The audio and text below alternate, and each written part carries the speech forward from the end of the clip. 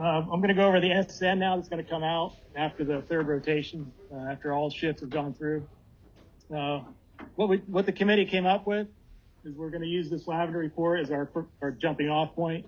The committee wanted to pick something that we could actually do immediately, right? Not something that's going to take, how long is it going to take to get the $50,000, get TP extractors in? How long is it going to take to do other things that we want to do that cost money or whatever? This is immediate action we can take to prevent or to help prevent cancer within our organization. So the lavender report was something that once we started looking at it and reading it, it kind of tied into a lot of the things we already do or we should do within the department because it's in policy. And I don't want anybody to think, and I've already heard that, hey, you've been bringing this up because you're going to shove it down our throat that we're not following policy. That's totally not the point. That's not happening. I've heard that from a couple people that have seen this. It's totally not true. We're all guilty of everything that's on this list. Every single one of us, from the top down. It's not any one person. Our goal is to push this out and to start that culture change within the organization to get us moving in a direction where we want to protect ourselves so we can protect ourselves, protect our families in the future. Right? And that's all this is about. One thing the IAFF says about number one here is the best thing you can do is to continue to wear your SCBA throughout the whole incident. And that comes right from IAFF. That's going to be the most protection on any fires, just to continue to wear it. If you think about our fires, a lot of our fires are room and content, smaller. Yeah, it's doable on some of them, right? But that's where the monitoring comes in on those fires where we might have to do extra overhaul. We want to make sure that it's safe as possible. Part of the first one is that the incident commander shall ensure that air monitoring takes place prior to all removing of your SCBA, right? So we will be doing air monitoring on fires. Those particulates, anything above 25 parts per million of CO and below 19.5 oxygen. We're going to be giving out new hoods to everybody. Number two is that we'll be changing our hoods. You come out of the fire, you go to rehab, everybody's going to change a hood out. So studies have shown that the hood is the wettest thing on you. It absorbs into your neck and then gets into your body. So you'll come out to rehab, you'll take your hood off. The hoods we're giving you today, we want you to keep. So you take that hood off, just throw it in your turnouts, and there'll be a new hood that you can put on in rehab. Right, so then that hood that you're wearing, once you go and do overhaul and come out again, you can either throw that one in a bucket and it'll get washed, or if you take that one back, you'll have to wash it. But the best thing would be to leave that second one on scene. They'll go back in the buckets. They'll go back and get clean. And then, right, so everybody's going to have a brand new hood. That'll be your personal hood. And everybody should have a second hood. If you don't have a second hood, get a second hood. Right, so you'll have the brand new one and the second one.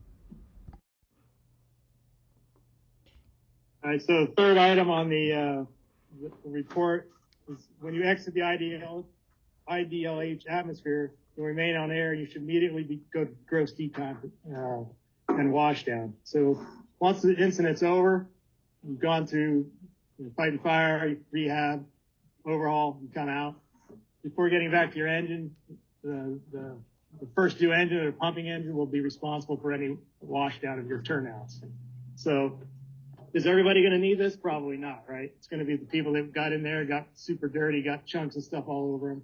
But the idea is that once you're cleared to the scene, you go through with the pumping engine first, and you wash down you need, you get that, and then you're good to go. Well, if you think about it, we've had the orange bags for how long now? Since TC was the training captain, right, or training officer. So we've had those things, but like I said, we're all guilty of it. Nobody uses them. Nobody does it. Nobody takes their turnouts off. Nobody, I used to bring shorts and t-shirts. They were always in the rig. So after every fire, I at least took my jacket off, threw it in the compartment, and I always changed my t-shirt on every single fire. So it's going to be the wipes with the buckets. Every engine's going to have the wipes. What I did, I would take my jacket off, change my t-shirt, and we would just use rags. I would wet a rag or a towel, and I'd wipe myself down on fire. But now you're going to have the wipes. You'll be able to wipe yourself down, your head, your neck, the areas that they say absorb the most after fires. People shower within an hour. That's the thing that IFF talks about. That's what this report talks about. The most important thing you can do once you get back is just to get all that stuff off your body. And that's what I would do with my crew. They'd say, well, I'd have a program like, well, I got to get the engine back in service. No, we have 500 gallons of water. We have 2 lines on there. We have 2 cross lays. I don't give a shit. Go take a shower. Then we'll do the rig after. Right. So that's, like I said, it's up to the company officers. You don't have to be a company officer to be a leader in the organization. We know that, right? There's leaders from every rank, but this is going to be company officer driven. It's going to have to be to make sure that these things are happening. Shouldn't go into any living quarters. We already know that. It's something we're already doing. And number 8 is decon, just decon. And once you get back to the station, everything's settled, clean, took a shower, decon in the engine, the equipment, and stuff we already do. Number 9 talks about physicals, and something we talked about earlier already. This is something that we really don't take advantage of. I talked to risk management about like how many people actually in our department actually go and get the physical when they can. I think hazmaters do it because it's mandatory, right? So they do it every year. But the rest of the department, that's only a third of the department. The other 2/3, how many of those people get a physical every 2 years? I've been doing it since 2000. I got hired in 2001. My first physical was in 2003. I've done it every 2 years as long as I've been here. And then I've done about half in between through Kaiser on my own. So I've done about 15 physicals in the 21 years that I've been here. So how many people take advantage of that? Raise your hand if you take advantage. 1, 2, 3, 4, 5. I know there's a lot of reasons why people don't. I talk to risk management. I'm sure there's reasons why people don't get it. Number 1, they're afraid that something will be found and maybe they'll lose their job, right? That's probably one thing, right? Conspiracy theory types. They're going to take all my information and spread it around, and who knows where it's going to go, right? And number 3, you're afraid just on your own to find something out, right? You don't want to know, or you feel you're like Joe was saying, we're pretty much a healthy occupation, right? We eat better maybe than other occupations. We maybe work out more than other occupations. We think we're healthy. We feel a pain, and it's like, well, no, that pain is just, I worked out yesterday, so now that pain is probably a muscle tear or whatever. So we have that mindset as firefighters that we don't think there's something wrong with us. So that's another reason maybe people don't get physicals. But it is important to get checked out, right? Back to my wife, that's the story. That's her story. She had a pain in her stomach, didn't know what it was, went to her doctor, said, hey, I got this pain. They did some lab work, but her labs were off the charts, fucked up. Turned out that pain really didn't have anything to do with her cancer. She went through a 9-month process of being tested 4 or 5 times, and that pain was gone after about 3 weeks. So that fluke pain that she felt, that's how they found the cancer that she did have. I'm sorry, Doctor, we know this. Yes. Are you saying we know this, or are you just saying your last name? Oh, okay. We know this is Greek. In English, it translates to we know this. Like we're aware of this. Why not? Okay. Again, it's full documentation of any fire, any exposures that you've had. And that goes back to the PERS Online reporting. So if you get to the last page of the SN that's going to go out, the last page is the expectations page. So the expectations are that the incident commander shall assign atmospheric monitoring prior to start of overhaul operations on all fires. Prior to overhaul, all fire personnel on scene shall report to rehab and remove particulates of combustion from their face and neck with cleaning wipes. All personnel should don a new clean hood before going back into the structure. The incident commander shall release all personnel to gross decon before they're released and get, if needed, a hose reel washdown prior to release to scene. Pumping engineer at all fires shall assist with gross decon of all personnel. All personnel who enter the IDLH shall remove and bag all PPE prior to returning to the quarters.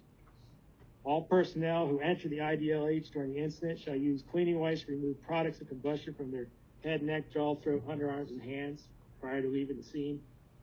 All personnel who enter the IDLH during the incident shall make every effort to shower within an hour after returning from an incident. All PPE and clothing that enter the IDLH atmosphere shall be cleaned, and all apparatus and gear shall be deconned after the incident. And again, a lot of these things we already do, right? The important part of the ones we don't do, and like I said, we're all guilty of not doing it. It's not just one person or one engine company. It goes from the top down. We've all been guilty of not doing the things that we should do to protect ourselves.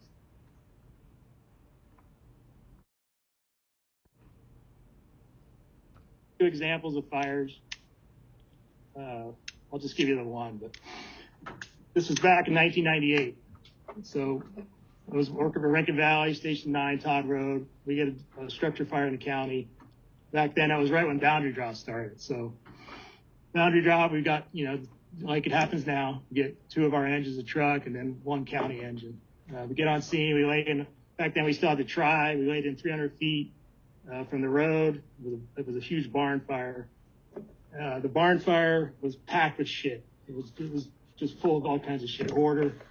Found out later that this guy was collecting all kinds of military stuff, like canisters from Vietnam, canisters from Korean War, canisters from World War I and II. I mean, when this thing was burning, it was like weird brownish green smoke, brownish blue smoke.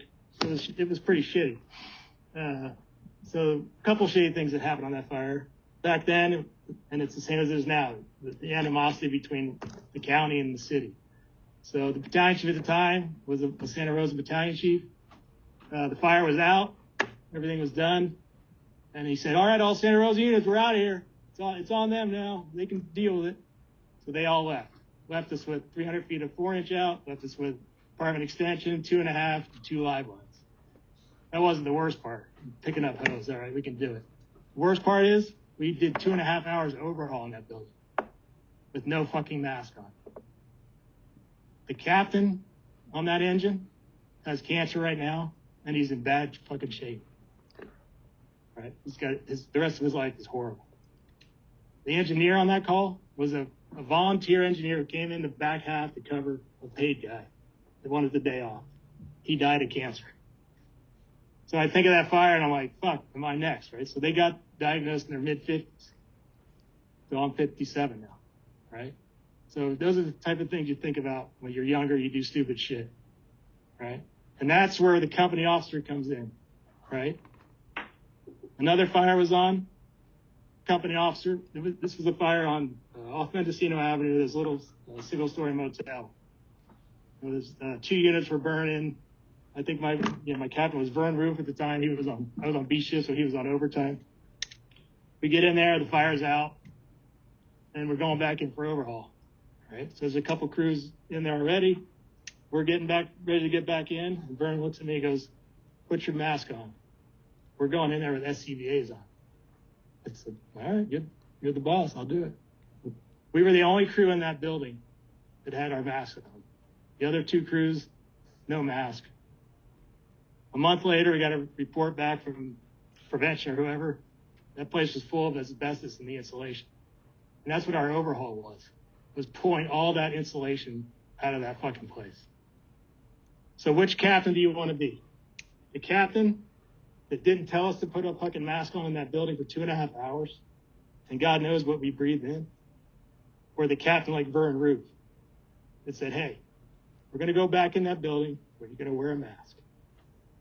Those are the 2 types of captains, and you just need to decide which one you want to be.